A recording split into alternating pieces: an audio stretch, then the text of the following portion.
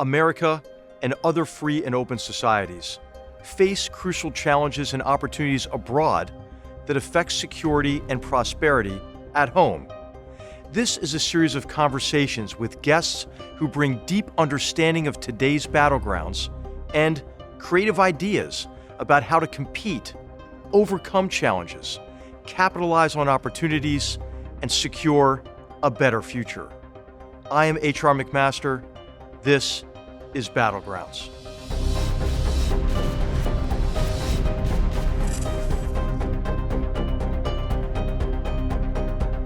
On today's episode of Battlegrounds, our guest is General John Abizaid, a former United States ambassador to Saudi Arabia and the United States' longest-serving commander of Central Command, or CENTCOM. General Abizaid served in the United States military for over 3 decades across several continents, including command of American forces in the 1983 invasion of Grenada, the Persian Gulf War, and the war in Bosnia and Kosovo. When General Abizaid assumed command of CENTCOM, it was responsible for the area spanning Pakistan, Afghanistan, Central Asia, the Middle East to the Levant, Egypt, and the Horn of Africa. As CENTCOM commander, he oversaw the war efforts in Afghanistan and Iraq from 2003 to 2004. After retiring from military service, General Abizaid took the role of Distinguished Chair of the Combating Terrorism Center at West Point and became a Distinguished Visiting Fellow at the Hoover Institution. Just prior to his ambassadorship, General Abizaid served as a senior advisor for the Secretary of Defense and advised the Ukrainian Minister of Defense on reforming and strengthening military forces. He served as ambassador to Saudi Arabia from 2019 to 2021 and oversaw a crucial period in U.S.-Saudi relations that included deepening cooperation on countering jihadist terrorist organizations and the tension over the horrible murder of U.S. resident and journalist Jamal Khashoggi. The United States' foreign policy toward the Middle East took on a new dimension after the most devastating terrorist attack in history on September 11, 2001. That day, 20 years ago this year, 19 al-Qaeda terrorists hijacked 4 planes shortly after takeoff. 2 planes struck the World Trade Center in New York City, a third hit the Pentagon, and a fourth would have impacted the U.S. Capitol had heroic passengers not overpowered the terrorists and crashed it into a field in Pennsylvania. 2,977 people were murdered and nearly 10,000 more injured. The 9/11 attacks led to 2 wars, one in Afghanistan and another shortly after in Iraq. The invasion of Afghanistan took place within a month of the 9/11 attacks, following a joint resolution in Congress. In March of 2003, the Bush administration extended the war on jihadist terrorists to Iraq, based on the belief that Saddam Hussein's hostile government had weapons of mass destruction and ties to al-Qaeda and other terrorist organizations. Successful initial military campaigns morphed into protracted counterinsurgencies in both places. As the United States and its coalition partners struggled to consolidate military gains and forge sustainable political orders hostile to jihadist terrorists. Many Americans are calling to end the so-called endless wars, but wars do not end when one side disengages. The jihadist terrorist organizations have pledged to continue an endless jihad against all civilized people. We welcome General Abizaid today to discuss the evolution of these long wars, what is at stake across the greater Middle East, and what we might learn from our experience since 9/11.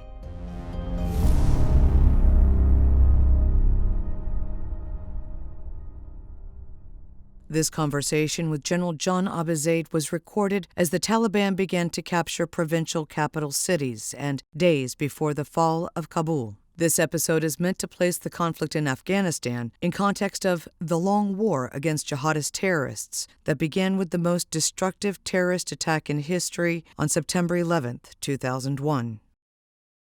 General John Abizaid, welcome to Battlegrounds. Let me begin by saying what an honor it was to serve with you over so many years as your cavalry squadron commander and then at Central Command. And it's great to host you now on Battlegrounds and to hear your thoughts about really the situation in the Middle East, but really, the situation the United States is in globally. So welcome. Great to see you. Great to be here, HR. Thanks for having me. Hey, so John, you were the first to use the term the Long War, and when I served with you in Central Command, I thought it was really important that you made that point, because so many people at the time, I mean, they're really adopting short-term solutions to what I think we recognized was a long-term problem, and you were the longest serving CENTCOM Central Command commander, the commander with responsibility for the Greater Middle East. And as you reflect back now, two decades later, right after the 9/11 attacks, the most devastating terrorist attack in history, what do you think are the strategic lessons we should learn from our experience over the last 2 decades? That's a great question, HR. You know, when I think about the term long war and we think about where we are today, it was a long war. It is a long war.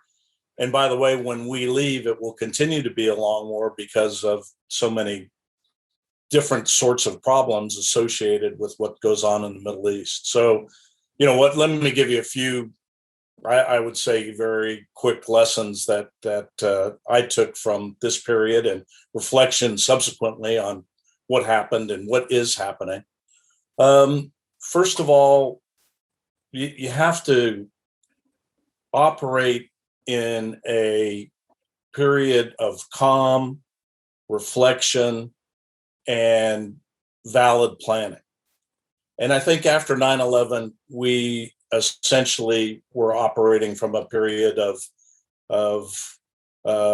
we must do something, we have to strike back, we're afraid, terrible things are liable to happen. You know, we created a condition where we did probably one of the worst things a country can do, and that is we rushed into a war. Yeah. And we rushed into the war without proper planning. And one of the other interesting lessons I took from that period is that we made some very bad assumptions. War in that part of the world would be easy. War we would be welcomed by people throwing roses at us. That liberation would happen as easily as it did when we finally got to France in 1944. There was a great thirst to be liberated by the Americans in Iraq, and a great thirst to be freed by the Americans in Afghanistan. And so many of these initial planning assumptions, that it would be quick, that it would be easy, that it would essentially transform the Middle East into a democratic region, not only the Middle East, but the whole Middle East, South Asia. These were assumptions that never ever really proved out. The other real lesson I learned was that you have to have an idea of where you're heading, and it can't just be let's go get them. If it's let's go get them, then you're going to have problems. And if you move too quickly without really thinking things through, you get the easy part done, and then you're left holding a very, very difficult strategic problem. Yeah. And I just remember fighting that whole fight with you, as you're, my title, I think, was the director of the Commander's Advisory Group, but I was really learning, I was learning from you and from our interactions across the region. And I just remember everyone at that time was taking this short-term approach to this long-term problem. And I remember the first visit to Afghanistan with you in maybe 2003. And thinking that we are really underwhelming this, right? We are not doing what is necessary to consolidate our military gains and get to a sustainable political outcome. And so I just wonder, what do you think the lessons are, from the Afghan war? I'm kind of afraid that we're learning the wrong lessons, right? I mean, I think that your point that we should maybe debate less about should we have done it, and we should debate more who the heck thought it would be easy and why. And I think our lack of preparation for what comes next, right after we unseat the Taliban regime in Afghanistan, really lengthened the war in Afghanistan, made it more costly. I mean, what do you think the real lesson of Afghanistan is as we're watching this really horrible humanitarian catastrophe, and a catastrophe that's going to have really very significant security and political ramifications? Well, HR, look, we have to admit that immediately after 9/11, we moved very quickly. Yeah. We got armed forces involved. We move to unseat the Taliban. We found a government that would be suitable to go into Afghanistan and lead it. But then in one of the great strategic mistakes of the period, we immediately started planning for operations in Iraq without ever consolidated ourselves properly in Afghanistan. And so we immediately put ourselves in a position which no great power should willfully do, which is put yourself in a position to fight a two-front war. Yeah. And never have two fronts been more dissimilar, more far apart, more logistically difficult than Afghanistan and Iraq. I mean, only the United States with its great logistics capability could handle something like that. But when you go to one, don't finish it, and then go to another one, you create a dynamic where neither gets settled in a way that is appropriate. And then, like everyone knows, we soldiers know, you have to have a main effort. And once it became clear that we were going to go into Iraq, it had to be the main effort for geographic reasons, for strategic reasons, for all the reasons that we know. Right. So what would you say to Americans to make the case for sustained engagement in South Asia, in the Middle East? Because I think there really is this drive these days to sort of end these endless wars. But as you said at the beginning, wars don't end, right? When we disengage, right? They continue. Afghanistan, having lasted this long, points out a real lack of our ability to form, build, train, and maintain armed forces of other countries that are capable of fighting properly. Now, why is that? Why didn't the Afghan army fight properly? Why didn't the Afghan army, after 20 years, get to the point that it actually could defend the country? Why didn't the Iraqi army show resiliency in the initial stages of the ISIS offensive back into Iraq after we had been there for 10 or 15 years? There's obviously something that we're missing. And really, one of the things that we're missing is not only our inability to make sure that the armed forces of the nation that we're trying to build are built properly, but the politics of that nation has a chance to move forward. We seem to think that having elections is the path to success. But when we build sectarian parties and not secular parties, we're doomed to fail. And we did both of those things in Iraq and Afghanistan. And the final thing I would say about this is it just can't be the military solving the problem. War, as you know better than anyone, you write about it all the time. It's a political endeavor. Yeah. If you don't have clear, concise, and achievable political goals, the military can only buy time. We bought 20 years in Afghanistan, but to do what? Yeah, I this is a really important point, I think, because, it is the integration of all elements of national power that I think is foundational to strategic competence, right? And you wage war to achieve sustainable political outcomes consistent with what brought you into that fight to begin with. And I think that's what we lost sight of in both wars. And you often hear there's no military solution in Afghanistan. Okay, of course there's not, right? And so what we need to do is mobilize our diplomatic and political efforts to achieve a sustainable political outcome. And sadly, though, I think that we had that in Afghanistan, and we talked ourselves into defeat and disengagement. And on your point on security forces, I think that I think that we actually built forces that were dependent on us was the problem. And then when we completely disengaged from both places, right, Iraq and Afghanistan, those forces were unable to stand on their own.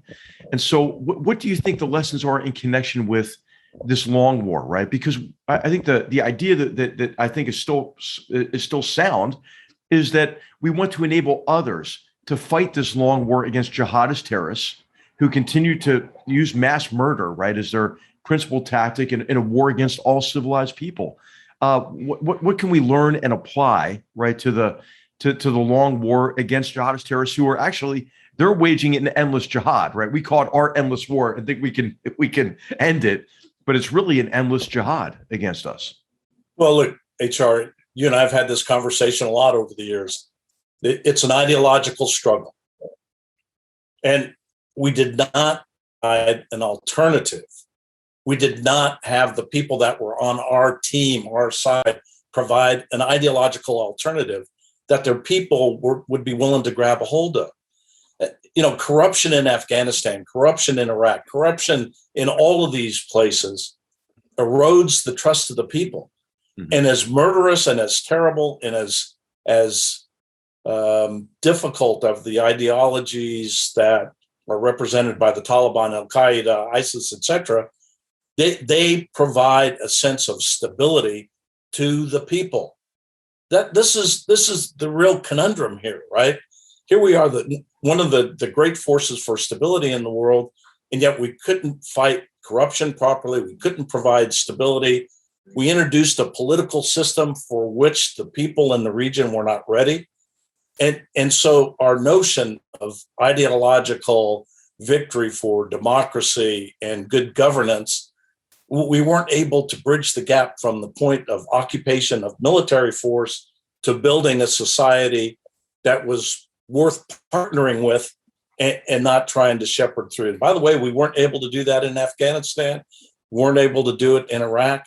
And when I look back to our experience in Vietnam, as you have so well written about, or in Vietnam, I mean, we weren't able to do it there either. So ideology is something that has to be attacked in a way where the lead for the ideological battle has to fall to the people in the region. Yeah. And we have so many great friends right across the greater Middle East and in South Asia, and these are people who want a better life like we do for our children, right, and our grandchildren, and they are committed to fight against these jihadist terrorists because they live there, right, and they're most at threat, right. I mean, of course, the greatest numbers of the greatest numbers of victims of these jihadist terrorists are fellow Muslims, right, and so I would just ask you, would you share your thoughts with our viewers about why it's important to remain engaged in this fight in support of our partners? You were obviously just recently the ambassador to Saudi Arabia.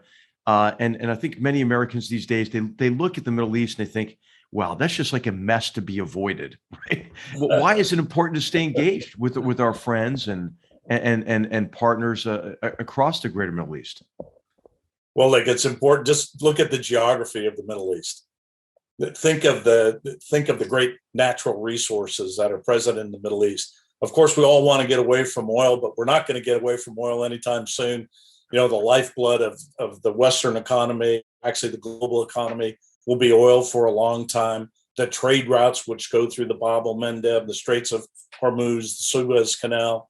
I mean, when you think about this area, it is so strategically significant that it's almost been necessary for a great power to sit astride those routes in order to allow global commerce and global harmony and prosperity to move back and forth.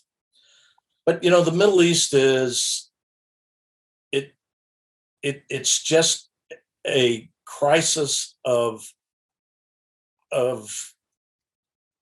crazy sectarian violence at every level.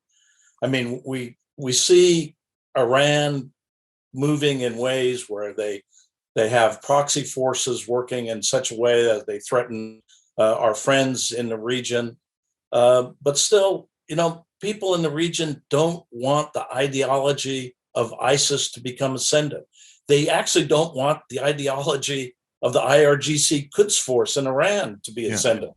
So unfortunately, what we have right now in the Middle East are these two ideologies, Shia Islamic extremism led by Iran and Sunni Islamic extremism as exemplified by Al Qaeda and ISIS, that they are vying for the primary position of leadership in the region.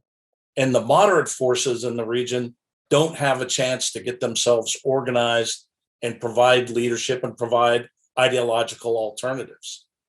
So that's why it's a long war. And that's why we have to invest in friends in the region that are willing to take on the challenge of defeating the extremists, which, to get back to your point about Saudi Arabia, I was so interested in going to Saudi Arabia as ambassador was because despite all of the bad publicity that the crown prince got as a result of the Khashoggi murder, etc., Saudi Arabia is moving forward against extremism in a way I've never seen it before.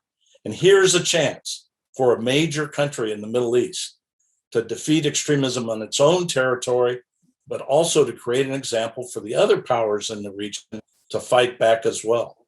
So it's a tough problem for us, but it's not one where we need to have our military forces out front. We need to be backing up the people in the region to come to their own solutions, but we shouldn't abandon them. To abandon them will allow the forces of extremism to become much stronger and much more lethal. Gosh, I think you just make a really important point about the overall nature of the conflict in the region. Is this?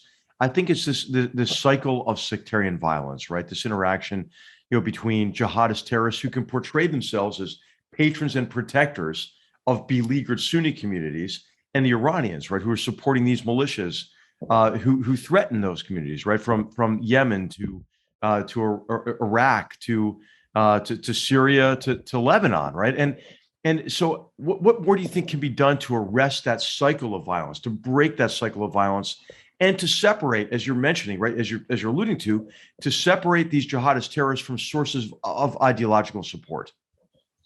Well, I think, unfortunately, we're moving in the wrong direction right now. And the reason I think that, it just look at what's going on today between Hezbollah and Lebanon, just today, major exchange across the border. Yeah. People had hoped for a long time that it wouldn't be so violent.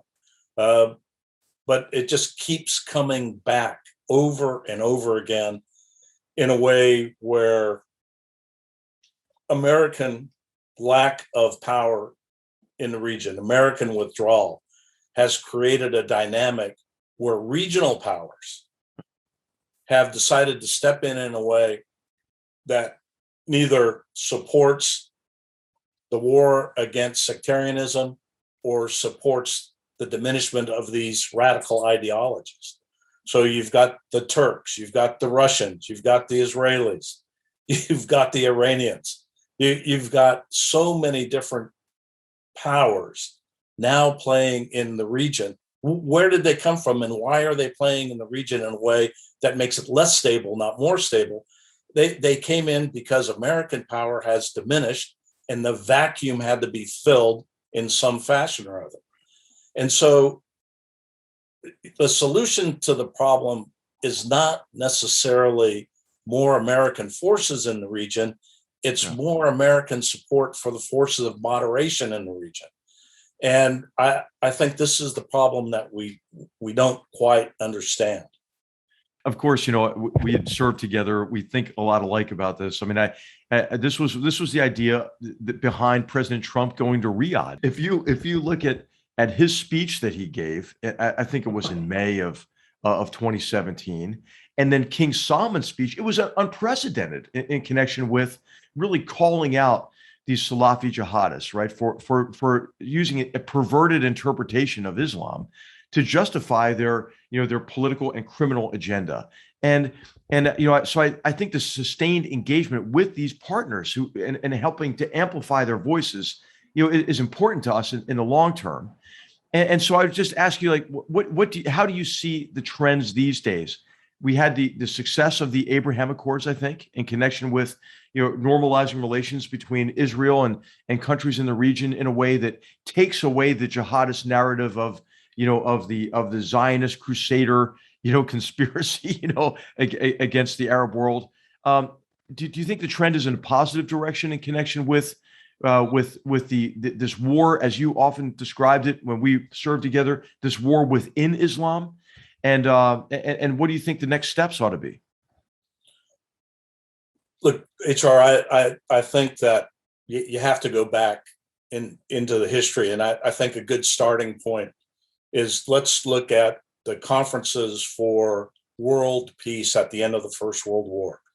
Yeah. The British and the French largely drew the boundaries. The post-World War I order that was established at the end of the First World War is breaking down. And it's not breaking down along national lines, it's breaking down along sectarian lines. If you were to put a map of the Middle East up and show the national boundaries, and then you show control of regions, you'd see that control is really not by nationality, it's by secular groups or sectarian groups. Or ethnic groups like the Kurds, for example. That's right. Yeah. And, this sectarian problem really tells me that we can't afford in the Middle East to be a status quo power. The boundaries are not going to ever come back. So what is it that we stand for in the region? And what we have to stand for is moderation and secularity. Secularity really is the antidote to sectarian violence and insanity. Yeah. So, right now, the ascendant power in the region, in my mind, is Iran. Yeah. You can now drive a convoy. Imagine this back in the days when we were trying to fight the fight the way we were fighting it in the early days in Iraq. Imagine you can run a convoy from Tehran to Beirut unimpeded. Right. This is the Levantine land bridge that they've been seeking. Right. That's Iranian Revolutionary Guard, Quds Force occupied territory where they have largely become ascendant in a way that no one ever intended to happen in the Middle East. So this Iranian expansion, and it's not an expansion of Iran's land power borders, it's an expansion of Iranian power, Iranian hegemony over the Shia communities out there. And it's creating a dynamic where it's very unstable, especially at a time when American power is diminishing, American power is withdrawn. Look, I get the argument that we need in the latter half of the 21st century to make sure we're able to deal with power competition with China and Russia in particular, especially Russia. But you can't abandon the Middle East. The Middle East without American power becomes a cockpit of negative ideologies, neither of whichever one becomes ascendant, is favorable to us. Already you've got the Saudis and the Emiratis trying to deal with the Iranians in a way I've never ever seen before, because they don't believe that they can depend upon us anymore in a substantial way. And I think that's a recipe for disaster. No, they're hedging, right? And they're hedging because we keep telling them, hey, we're leaving the Middle East, right? And we never actually leave, right? We're still there. We're engaged. And we're engaged, I think, in meaningful and important ways. But just by saying that we're leaving, it encourages this hedging behavior with the Iranians, with the Russians. And so I'd like to ask you about great power competition as it manifests itself in the Middle East. But first, I'd like to just talk more about maybe Iran, right? So we have now this effort to apply the paddles to the JCPOA, the Iran nuclear deal, to bring it back to life, right? Well, I happen to think it's dead already, right? Because, the sunset clauses are kicking in 2025. It was already a flawed deal. But there is this movement, I think, within the current administration to reconcile with Iran, in the belief, I think, that that the supreme leader will be like the Grinch on Christmas Eve, right? His heart will grow 2 sizes bigger. He's going to fundamentally change. And I think we don't consider, the ideology that drives that regime. Could you share your thoughts on the nature of the Iranian regime, what they're trying to do in the region, and why it matters to us? And then maybe your thoughts as well on this effort to revive the Iran nuclear deal. Well, look, HR, the JCPOA, as originally conceived, it made a lot of sense. It always makes sense to stop a power in the Middle East from gaining nuclear weapons. But it doesn't make any sense if you allow that regime then to gain power by other means. Right. Proxies in Yemen, proxies in Syria, proxies in Lebanon.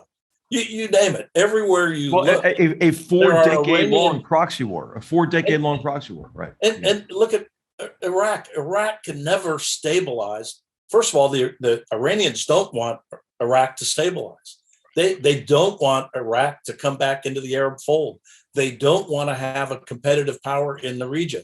So they have completely atomized the Shia community through a whole series of different Shia militias that compete against one another in a way that's so interesting. Can I share an anecdote with you? I was in Sure. Herat. I was in Herat, and I was in the consulate there, and there was an Iranian businessman, right? I think he was from MOIS probably, and we had this long conversation, and as part of the conversation, he said, "You know, Americans are like chickens. They make a lot of noise and they lay one egg. We Iranians are like fish. We make no noise and we lay lots of eggs, right? Hundreds of eggs." And so that's what they're doing, right? Is they are atomizing. I think that's a great term you used. The Shia politics and these militia groups in Iraq, and I think they want to keep the Arab world perpetually weak and enmeshed in conflict. But I'm sorry to interrupt you, but I mean, I think your point.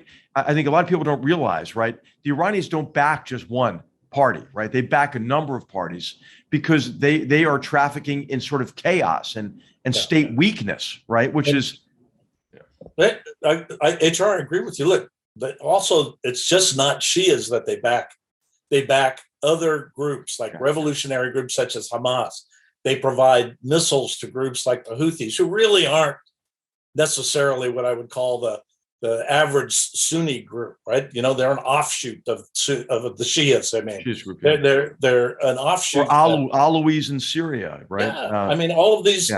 To them, it's a matter of instability and being able to call the shots in these regions. It's a matter of their sphere of influence. They're not trying to conquer it; they're trying to control it. And this level of control was never addressed in the JCPOA, and it's not being addressed properly now. And even the last administration, for all the good that they did, and I thought it was good in the Abraham Accords, they did not address the direct attacks that Iran was making on the global community. They attacked Saudi Arabia directly. They attacked Saudi Arabia indirectly from Yemen.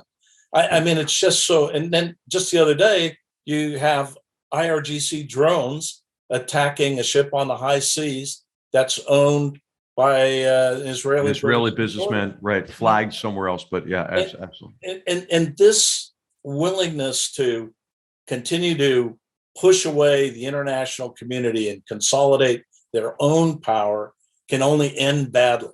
So maybe we have no nuclear weapons from Iran if we get JCPOA 2 ratified, but we won't stop their expansion and their hegemony that they're seeking in the region.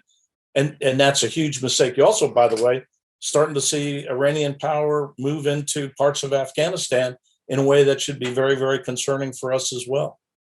Absolutely. And I think this is a really important point that I think in the Obama administration, the fundamental flaw of the JCPOA, there are all kinds of flaws with it, right? The sunset clauses, missiles not being included, inadequate verification. But the fundamental flaw was that the relief of sanctions gave them the resources they needed to intensify the 4-decade-long proxy war against, the great Satan, us, the little Satan, Israel, and their Arab neighbors. And it will do the same again. And so, I think that really what we ought to do is force them to make a choice, right, between being a responsible nation, right, or suffering the consequences of economic isolation. And so how do you see the Iranian regime evolving, right? There was just an election, right? And you had Raisi, who is a conservative, a revolutionary, right? Win, but that probably doesn't even matter, right? Because the supreme leader and the IRGC are in charge of foreign policy and national security. But how do you look at stability in Iran? We've seen protests. I mean, I know it's hard to make these kind of predictions about authoritarian regimes and this kind of theocratic dictatorship in Iran. But is this a permanent condition of a theocratic dictatorship in Iran, or do you think there's a possibility of a transformation there? Well, yeah, I think there's a possibility. And history shows us that nothing is permanent. Right. Things ebb and flow all the time. They ebb and flow from monarchies to ideological governments to revolutionary governments, you name it. And Iran is a perfect example of that sort of thing. But right now, my view of Iran is it's not a country. It's a militia. It's the IRGC Quds Force. And here, 2 days before the new president, who's one of the worst hardliners that's ever been elected, Raisi, 2 days before he shows up, the IRGC Quds Force is using drones against international shipping in one of the most important waterways in the world for global commerce. And against our forces in recent weeks as well in Iraq. Yeah, I mean, it's amazing what they are able to get away with. So, my view is don't make the war against the Iranian nation. Make the war against the IRGC Quds Force. Show the Iranian people that money that should be used to make their society a better and more prosperous place, that can make their kids more capable of having a better life. Make them understand that the money that the regime is throwing at Hezbollah, Hizb al-Shabi, the Houthis, the various militias in Syria, show them that money is being wasted in a way that it makes the IRGC business profitable for the IRGC Quds Force and the mullahs that run Iran. Look, it's got to be a limited regime. At some point or other, it will fall. But it won't fall if the international community continues to acquiesce to this notion of spreading the tentacles of Iranian power through the IRGC Quds Force. Right. And the relief of sanctions would essentially underwrite, their proxy war against us. And I think this is a really important point. I mean, I think we ought to keep the sanctions in place, isolate the regime, impose costs on them, but don't take credit, right, for the failure of the Iranian economy. Give full credit to the corrupt regime that's in power there, and those in the IRGC and these bunyads, this group of the really mainly the children of the clerical leaders who own the businesses, the beneficial owners of these companies who would benefit from the relief of sanctions. I'd like to go back to a point you made earlier, right, about there is this kind of I think conventional wisdom these days that, hey, we have to disengage from the Middle East so that we can compete more effectively with China and to a lesser extent Russia. So would you maybe share with your viewers how great power competition plays out in the region, and what is at stake there? What are the trends that you see associated with the hedging behavior that we alluded to earlier? Certainly, as you look at the posture of China, you need to pay the most attention, not only to their aggressive behavior in the South China Sea militarily, but also to really their very aggressive economic stance throughout the Middle East, throughout Central Asia, and down into Africa. The Belt and Road Initiative is designed to make China the preeminent economic power in the center of the world. And it's important for us to know that they are not doing that to help us. They are doing that in a way that's in direct competition with us. They present economic alternatives to American and European system that really we shouldn't easily accept. Because with that economic opportunity also comes political surrender to an ideology that's not ultimately friendly to us or anybody else. So China is a slow, economically expanding nation that deserves our confrontation, not militarily, but economically. And the center of the universe, where the continent of Asia, Africa, and Europe come together, happens to be the Middle East. And if you don't play in that area, you really lose your opportunity to claim to be a great power, because through that area, all things pass. And with regard to Russia, Russia's track record, China's track record is economic expansion. Russia's track record is search for warm water ports. Why are they in Tartus and Latakia? Absolutely. They're there in a way or Eastern Libya, right? I mean, exactly. It's Russian imperial strategy being played out by Vladimir Putin, and they're in the middle of this constant expansion that ultimately will get them in trouble with the Europeans, the East Europeans in particular, but also us, because at some point, there comes a point where an aggressive expansion has to be met with some sort of counteraction, and it has to be led by the United States. Yeah. So that having been said, you can't confront Russia and China without having some presence and say in what happens in the Middle East. A country like ours has to have strategic coherency across that entire part of the world. And if we take ourselves out of it, to me, our worst nightmare is China and Russia coming together against us. We should be thinking now about how do we keep China and Russia from coming against us with some of the peripheral countries like North Korea, Iran, et cetera. And, how do we prepare for a better future for the parts of the world where this competition is starting to shape up? And the Middle East is right in the middle of it. And I think we just open the door for them when we say, "Hey, we're leaving the Middle East," and you see that play out. I think, in particular, in the Syrian civil war and Russia's really emphasis on getting an airport and a port there, and controlling really a post-Civil War Syria. And this is Putin's Potemkin peace plan, in which he promises, right, that really over time he will work to eliminate Iranian influence or reduce it in Syria if countries in the region, including our ally Israel, support Assad staying in power and guarantee Russian interests in a post-Civil War Syria. And that could never get traction unless we kept telling our friends and partners in the region that we are leaving. So I would like to ask you, Russia gets a big payoff, right, with very little investment. What do you think we could do more effectively, right? How could we communicate our policy in a way that would bolster our influence in the region and maybe counter Russia's influence? For example, in perpetuating, I think, these serial episodes of mass homicide, which is the Syrian civil war.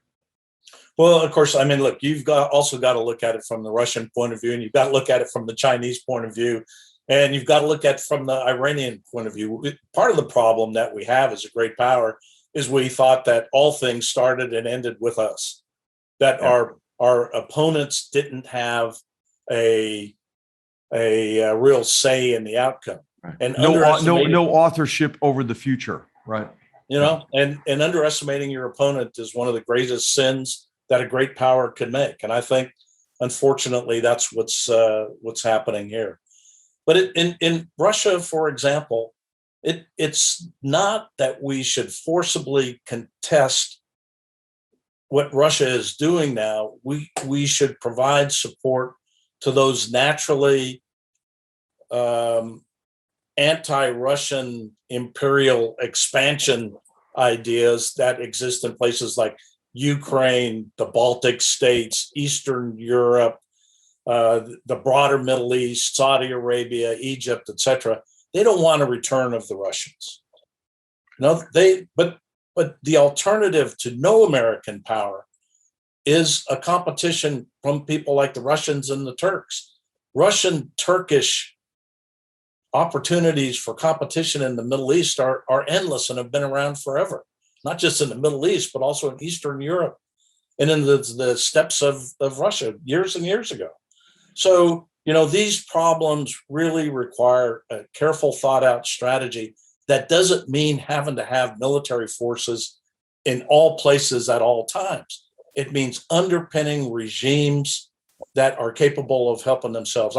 As you know, I was out in Ukraine as a senior advisor to the Ukrainian Armed Forces. Right. They were fighting hard. They were doing their best to contain Russian ambitions in the eastern part of the country, in the Donbass. They were building a modern armed forces, but the amount of support that we gave them was minuscule compared to what we could do. Didn't mean bring them into NATO. It meant giving them the support and the capability to fight corruption, to build an armed forces that was capable, to make Putin know that to go further would be to pay a price that he has to be unwilling to pay. But now you see the moves that the Russians are making to test the West with regard to Ukraine and Belarus and other areas. And it's very, very concerning, not to mention what's happening down in Syria, et cetera. So look, these problems with great power competition will only get worse with the diminishment of American power. And so to redeploy to the flanks of the world and leave the middle of the world vacant is a huge strategic flaw. It's a mistake. To abandon these ideological contests to the worst ideologies we can imagine is to give up what we have fought for ever since our country was born. It is kind of a revenge of geopolitics, right? I mean, these are the writers of the early 20th century, Spikeman and Mackinder, who really warned that you shouldn't allow a hostile power to dominate the Eurasian landmass. And the areas we're talking about, right, the Middle East and Ukraine, the Black Sea area and the Eastern Mediterranean, these are what these geostrategic writers called the shatter zones, right, where competitions were playing out. And Russia seems to be a master at this, right, to be able to really to invest a really small force to gain a great deal of influence. And we see this from Eastern Libya, right, to Syria, and then of course in the former the former Soviet Republic areas that are important to Putin because he wants to reestablish, right, Novo Russia. So at this point where we see, I think, increasing Russian aggression and destabilizing actions, what do you think Russia's trying to achieve? What are their objectives? And what can we and our allies and partners globally, especially maybe with the Europeans, do to counter this aggression? You saw it really close up in Ukraine, and I appreciated the opportunity to talk with you to get your on-the-ground assessment when I was in the White House as National Security Advisor about the situation in Ukraine and the actions of the Russians. What should our viewers know about what Russia's doing, what its objectives are, and what we can do to counter their efforts where our interests are at stake? Look at Russian history, look at Russian imperial history, look at Soviet history, and you see how they push. They're always pushing for boundaries that are defensible. Deeper into Europe, the better. And they found themselves with the collapse of the Soviet Union, seeing those boundaries, seeing the near abroad vanish, seeing the Western enemy up against them in a way that they felt really put them in a position where the West could eventually take over their way of life and their aspirations to maintain themselves as a great nation. And so this paranoia of Russia has always been at play. This notion of being easily invaded means that you've got to have space, but it also means that you've got to have influence. And as you said, they play a weak hand very, very well, but it also makes them very dangerous. They're still the only power on earth that can destroy us in an afternoon should they decide to do so. Yeah. We've got to keep that in mind. So they have a lot of capability.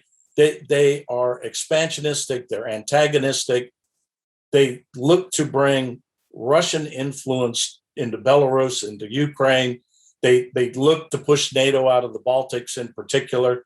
They look to do the same things that we see the Iranians doing in the broader Middle East, gain influence, gain hegemony, and that we see China doing in the South China Sea and in their Belt and Road Initiative. And so, sometimes we soldiers, we only want to think in terms of forces, where the forces are. But it's not just military power, it's economic power, it's political power, it's the ability to influence.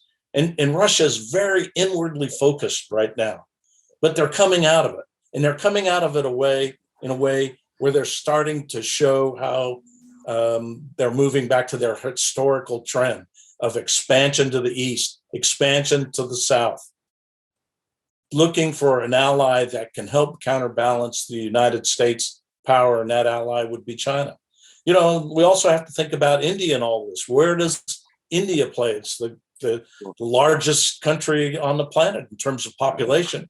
If not yet, they will be soon. And they matter. China matters. Russia matters. But the rest of the planet requires some leadership of the West. And right now, who's it going to be? If it's not us, who is it? And if those balances don't exist, then we eventually concede to just being another power that reacts to bigger powers calling the shots for the rest of the planet. It won't happen tomorrow, but it is slowly happening now. And I believe I'm a witness to it in the Middle East. Yeah. Iran attacked Saudi Arabia with missiles directly from Iranian soil. And what did we do? We sent a few Patriot batteries, which we subsequently withdrew. Yeah. To me, that's the sort of thing that emboldens Iran to continue to be aggressive. Absolutely. And then withdrawing destroyers from the Black Sea in the hope that will accommodate, Putin. And then he fires on, does a demonstration against a British destroyer. So I really think that our adversaries are emboldened these days, and we are in a period of increasing danger. And I would just ask, what is your response to it's kind of a neo-isolationist movement these days, right? I think Americans were frustrated, right, with the length and cost of the wars in Afghanistan and Iraq, and then of course, COVID-19, the recession associated with it, the social divisions laid bare by George Floyd's murder, the crazy vitriolic partisanship that we see. I think that a lot of Americans are saying, hey, it's time for a period of introspection, right? But I think with our experience, right? I can't believe it's so long ago now, over 20 years now, with 9/11 and with the pandemic, I think as well, is that problems that develop abroad can only be dealt with at an exorbitant cost once they reach our shores. So could you give your best pitch to our viewers for a reasoned internationalist approach to foreign policy as a counter to what you hear these days, right? Which is sort of an argument for retrenchment. Well, the argument for retrenchment when the British decided to withdraw east of Suez did not do much to help Britain maintain its status as a global power. As a matter of fact, it really was the beginning of the end. And look, Britain is an important power. It's an important nation. It's an important partner. But with American power diminishing so much in so great a part of the world, it creates a very dangerous period where powers that are authoritarian, powers that are ideological can move forward in a way that really menaces our way of life and the way of life of our many allies and friends around the region. It's not democracy versus that. It's our way of life. And we don't have to spend all of our wealth and all of our resources to defend that, but we have to be present. It's not that we need bases everywhere, but it needs to show that we have two things: the capability and the will to use our great power to influence outcomes abroad. And I think what I saw in the Middle East when I was out there in Saudi Arabia, but also half my life in the Middle East fighting along with you, that when you are unable to show outcomes that are credible, your power diminishes. And then when you reinforce that diminishment with withdrawal, it creates an opportunity for nefarious powers to gain ascendancy in a way that's not good for us and not good for our longevity. John, you mentioned we spent at least half of our lives abroad, but the one of the last questions I'd like to ask you is really about really the situation we're in here in the United States, right? We are in a period of time that has polarized, I think, Americans, right, along partisan political lines, and you have this kind of crazy interaction between identity politics, whatever you want to call it, and critical race theory, and all sorts of forms of bigotry and racism. And it seems like there are these centripetal forces that are pulling us apart from one another. You and I spent a lot of time really working with people of really different cultural backgrounds, right? Radically different cultures and religions. And what we found, I think, is a common humanity that allowed us to work together with our dear friends, across the Middle East and in South Asia. As you look at our country today, right, informed by what you've seen abroad, what are your concerns? What's your prognosis? And what's your prescription? Like, what should we do to help strengthen what appears to be the worn fabric of our own society? I don't know that I have the solution, HR. You guys at the Hoover Institution should solve that problem. But I will say, look, served in Lebanon, served in Bosnia, served in Kosovo, Macedonia, been to the Ukraine, been all over the Middle East. How many different times have we seen societies melt down? Yeah. They melt down and they move towards civil war. And Tribalism. we always would say, when we were in the middle of these things, it could never happen to us. Right. But I'm not so sure about that. If we can't talk to one another, if we can't find common ground to solve problems, if we won't grab a hold of our own future, then we're no different than Lebanon. We're no different than Bosnia. We're no different than the former Yugoslavia. We have to fight these impulses towards breaking ourselves apart internally. And that contract of compromise and moving the nation's agenda forward, and at the same time being able to help stabilize the broader global community, seems to be in jeopardy right now, not because of what's happening to us by external players, but what is happening to us because of ourselves. We have got to get a hold of this. And I really believe we've got to get away from this group of politicians who give no alternatives to better futures.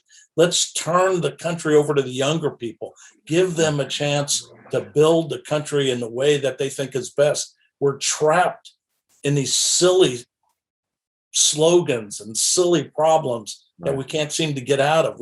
We have got to solve the problem of compromising towards a better future now, or we will regret it 10 years from now.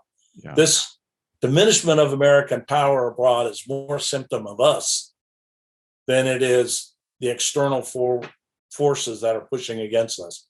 We should go into the latter half of the 21st century with confidence, with capability, with optimism, with prosperity, but all of the trends seem to be pointing in a direction that really worry me. General John Abizaid, on behalf of the Hoover Institution, thank you for helping us learn more about Battlegrounds, important to building a future of peace and prosperity for generations of Americans to come. Battlegrounds is a production of the Hoover Institution, where we advance ideas that define a free society. For more information about our work, to hear more of our podcasts, or view our video content, please visit hoover.org.